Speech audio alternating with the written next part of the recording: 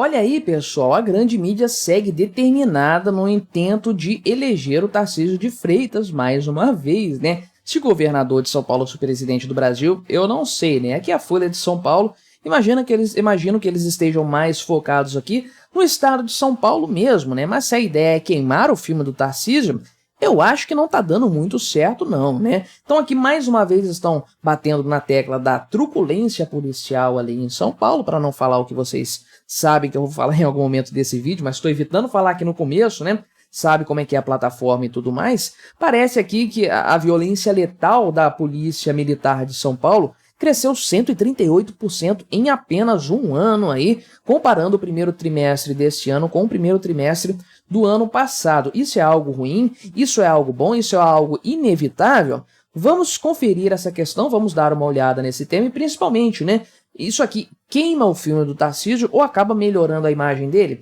Pois bem, vamos falar desse assunto, mas antes não se esqueça, deixe o seu like e o seu comentário neste vídeo, se inscreva no meu canal se você ainda não for inscrito e se você quiser dar uma força aqui pro meu canal do ponto de vista financeiro, você pode se tornar membro patrocinador do meu trabalho. Isso aí me dá uma tranquilidade, uma segurança para falar de temas que, como esse aqui, provavelmente serão desmonetizados, né? Um trabalho de gravar um vídeo aqui que acaba não tendo retorno financeiro, mas paciência, né? Não vou ficar deixando de falar de todos os temas também por conta disso, mas colaborar financeiramente com o meu trabalho ajuda bastante, né? Então, qual que é a comparação que o pessoal tá fazendo aqui, né? Que o número de pessoas mortas, né?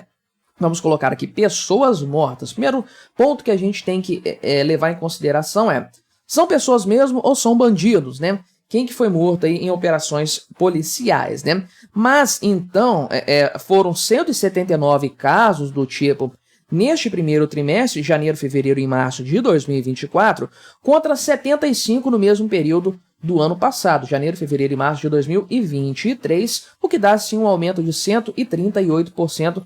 Portanto, né, mais do que o dobro de mortes esse ano por parte da Polícia Militar em serviço, né, claro, isso aqui atuações oficiais da Polícia Militar, na comparação deste ano com o ano passado nesse início aqui, né, e é o maior número de mortes em ações da PM desde 2020, né, quando foram 218 vítimas, né, ou seja, isso aqui não chega a ser nada exorbitante para São Paulo, para a realidade de São Paulo. 2020 estava logo ali, isso aqui foi antes da pandemia, né? Porque, de fato, em março a gente já sabia que a coisa iria caminhar para uma pandemia.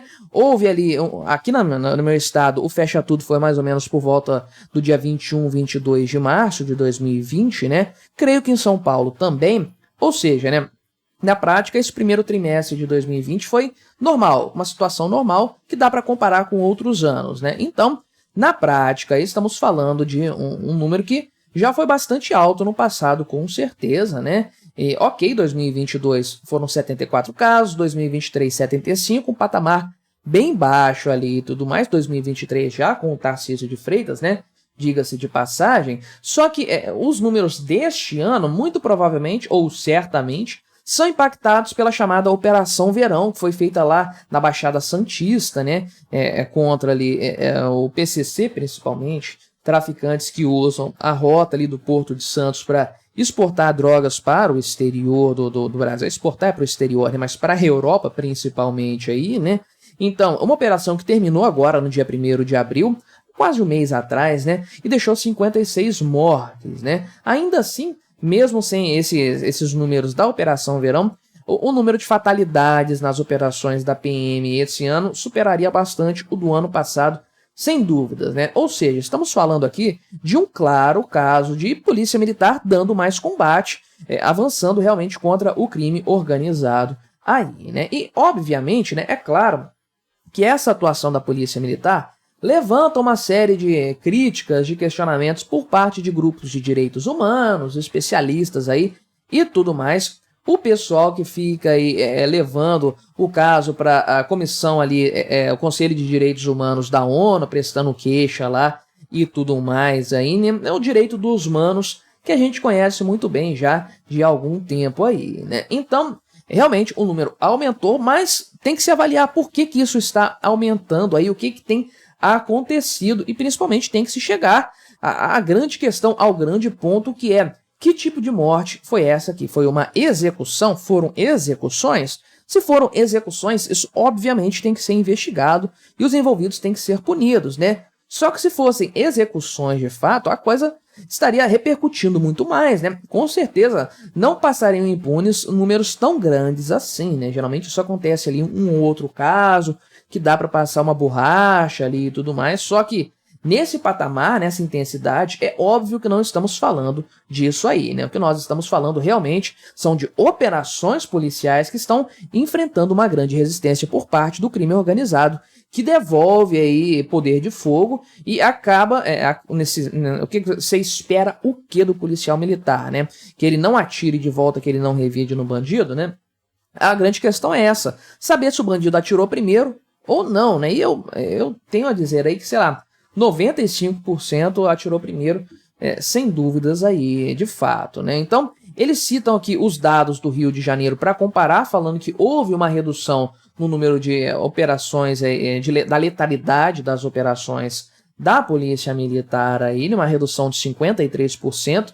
Caramba, 324 mortes em 2023 no Rio de Janeiro. São Paulo é muito maior, tem a população muito maior. Impressionante como o Rio de Janeiro é realmente um estado muito violento, cara. Uma coisa impressionante, né? 2023, 75 mortes pela polícia em São Paulo. Rio de Janeiro, 324. Cara, inacreditável isso aqui de fato, né? Então, o pessoal aqui critica, por exemplo, o senhor aqui da PUC, né, Eduardo Viveiros de Freitas, aqui da PUC de São Paulo, diz o seguinte, né, que há uma confusão aqui entre dar apoio à polícia militar e liberar a truculência, né?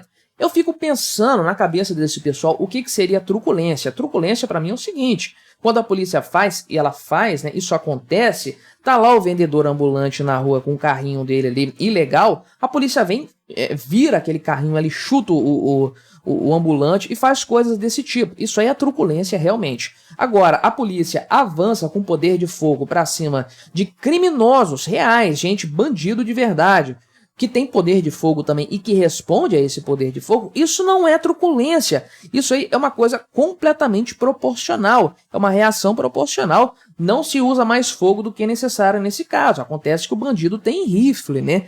Bandido aí tem armas de alto poder de fogo, armas de repetição, coisa que o cidadão definitivamente não pode ter aí, né? Então, realmente, o pessoal coloca essa questão aí e tudo mais. Aqui, né, o pessoal do Fórum Brasileiro de Segurança Pública, né, a senhora Samira Bueno, diz o seguinte, que tem uma explosão de letalidade da polícia na Baixada Santista, que não tem precedentes, né, mas que também está aí se refletindo em outras partes do estado, e a culpa é da política, segundo ela aqui, né, do Derrite, que é o secretário de Segurança Pública, e do próprio Tarcísio de Freitas aqui, né, um combate violento ao crime, né.